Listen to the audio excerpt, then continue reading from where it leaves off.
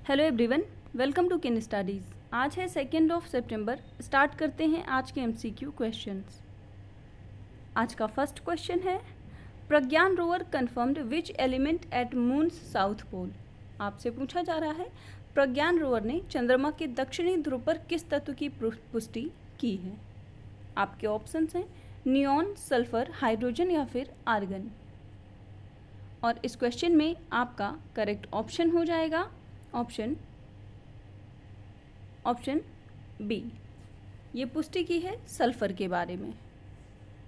आप लोग यहाँ इमेज में देख सकते हैं, India Chandrayaan 3 mission's Pragyan rover has confirmed the existence of sulphur on the moon's surface near the south pole and the analysis also revealed the presence of elements like aluminum, calcium, iron, chromium, titanium, manganese, silicon and oxygen on the lunar surface। बढ़ते हैं next question की ओर। Which union ministry has released the report on 6th census of minor irrigation scheme।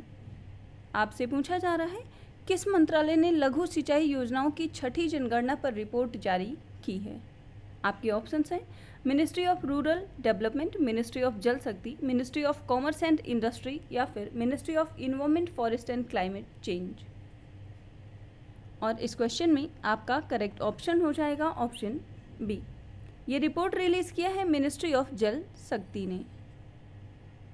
So ministry of जल शक्ति released the report on 6th census of minor irrigation scheme and it shows that the number of both groundwater and surface water schemes have increased at the national level. And out of 23.14 million minor irrigation schemes examined, 21.93 million या approx 94.8% constitute groundwater scheme, while 1.21 million are classified as surface water scheme। बढ़ते हैं next question की ओर। Kashi culture pathway document is associated with which block. आपसे पूछा जा रहा है, काशी कल्चर पाथवे दस्तावेज किस ब्लॉक से संबंधित है। आपके ऑप्शंस हैं आसियान, सार्क, G20 या बिम्स्टेक। और इस क्वेश्चन में आपका करेक्ट ऑप्शन हो जाएगा ऑप्शन सी। ये संबंधित है G20 ब्लॉक से। So the G20 Nations arrived at a consensus on cultural issues and adopted the Kashi Culture Pathway document, and it recognized threats to cultural heritage and cultural resources including looting and illicit trafficking of cultural property, the intentional or collateral destruction of cultural heritage and sites, illicit excavations, forgery and the misappropriation of cultural heritage। तो आप ध्यान रखेंगे, Kashi culture pathway संबंधित है G20 Nations से। बढ़ते हैं next question की ओर।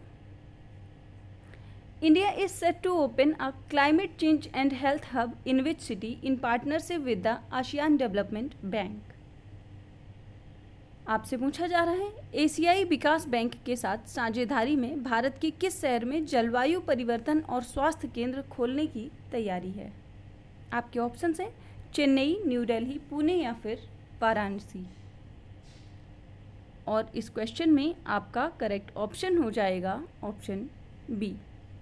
भारत एशियन डेवलपमेंट बैंक के साथ मिलकर climate change and health hub खोलेगा न्यू दिल्ली में। आप लोग यहाँ देख सकते हैं इमेज।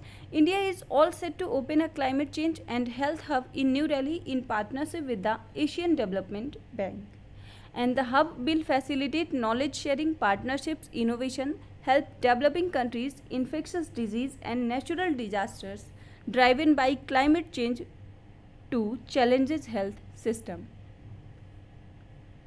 बढ़ते हैं नेक्स्ट क्वेश्चन की ओर। Consider the following statement with respect to zonal councils and choose correct statement. क्षेत्रीय परिषदों के संबंध में कुछ कथन दिए गए हैं और आपसे कौन सा कथन सही है ये पूछा जा रहा है। फर्स्ट स्टेटमेंट है, Zonal councils are constitutional bodies. Second, Prime Minister is the chairman of each of these councils. Third, the northeastern states are not included in the zonal councils। आपसे करेक्ट स्टेटमेंट पूछी गई है और इस question में आपका correct option हो जाएगा ऑप्शन डी। यहाँ पर आपका केवल थर्ड स्टेटमेंट करेक्ट है, जबकि फर्स्ट और सेकंड स्टेटमेंट इनकरेक्ट है। So the zonal councils were set up under the state Reorganization Act 1956, hence they are statutory bodies, and the Union Home Minister is the chairman of each of the councils. जबकि option में प्रधानमंत्री दिया हुआ था, तो इसका chairman होता है union home minister. North eastern zone की बात करें तो north eastern are not included in the zonal councils and their special problems are looked after by the north eastern council, जो कि सेटअप किया गया था under north eastern council act 1972।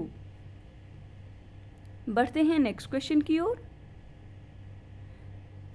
Great scheme which was recently in the news is related to which of these. आपसे पूछा जा रहा है हाल ही में खबरों में रही ग्रेट योजना किससे संबंधित है।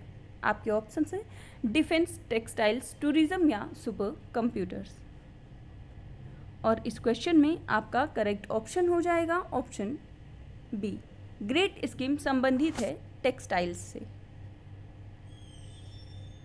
सो इसका फुल फॉर्म होता है grant for research and entrepreneurship across aspiring innovators in technical textiles, and this scheme focuses on supporting individuals and companies to translate prototypes to technologies and products including commercialisation.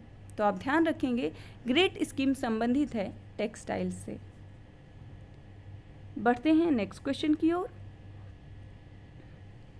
Recently African nations जैसे कि Niger, Gabon, Burkina Faso are in news because of which reason. आपसे पूछा जा रहा है हाल ही में अफ्रीकी देश नाइजर, गैबन और बुर्किना फासो किन कारणों से खबरों में रहे हैं। आपके ऑप्शंस हैं मिलिट्री को, discovery of uranium deposit, drought condition या फिर पैंडेमिक।